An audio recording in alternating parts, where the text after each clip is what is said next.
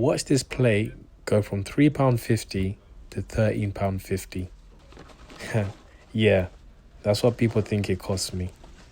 Steak, fries, sauce, packaging, £3.50 to £4.50, maybe.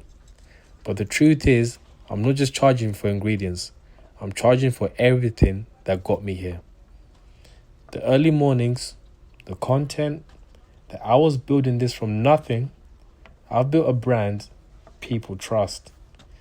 That £30.50 plate is priced properly, with profit every time. I didn't guess my way here, guys. I worked, I failed, and I figured it out. This isn't luck. It's learning. It's business with a bit of sauce on top.